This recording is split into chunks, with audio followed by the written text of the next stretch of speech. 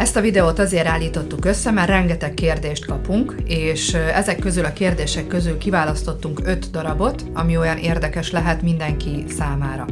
Az első kérdés az az, hogy miért nem szárad ki magától egy fal, még akkor sem, ha évekig nem éri víz. Azért nem szárad ki, mert hogy a kapilláris járatokon ugye a talajvizet folyamatosan éveken keresztül, akár több 10-30 éven keresztül is kapja az épület, és folyamatosan ugye ezeken a kapilláris járatokon szívódik fel a falon keresztül a nedvesség, ugye a talajvíz.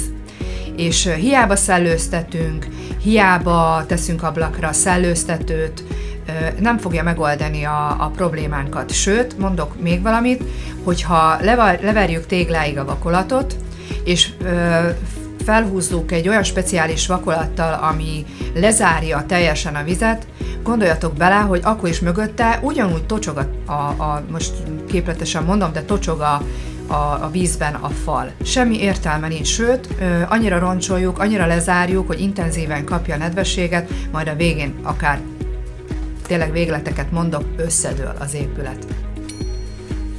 Második kérdés az az, hogy valóban igaz, hogy egy elektromágneses eszköz képes megfordítani a falban mozgó vizet bontás nélkül? Erre Gábor fog válaszolni. Sziasztok, én Benkó Gábor vagyok, épületgépészmester, a Száraz Otthonnak a vezetőtechnikusa. Igen, valóban képes rá, mivel fordított ozmózust, elektromos hullámokkal való jeleket bocsát ki a falra.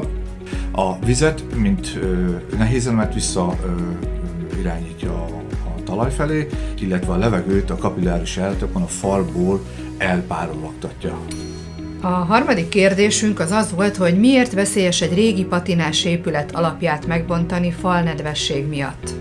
Na, mi nekünk pont ez is a legnagyobb része a mi feladatunknak az, hogy bontás nélkül, és ez amikor faldiagnosztikát végzünk, akkor is bontás nélkül, tehát fúrás, faragás nélkül tesszük ezt. Nagyon fontos az, hogy a régi patinás épületek teljesen más technológiával épült alapzattal rendelkeznek, és ezt azzal a technológiával kellene helyrehozni is. Tehát ilyenkor, hogyha megbontjuk az alapot, akkor besüllyedhet, repedhet, tehát katasztrofális állapottá is fajulhat. A legfontosabb az, hogy ezeket a patinás régi épületek alapjait roncsolásmentesen tudjuk vízteleníteni. Erre jó a mi eszközünk, amit lényegében felhelyezünk a falra, és onnantól kezdve dolgozik az eszköz, és teljesen megfordított ozmózissal taszítja ki a kapilláris járatokon keresztül a vizet.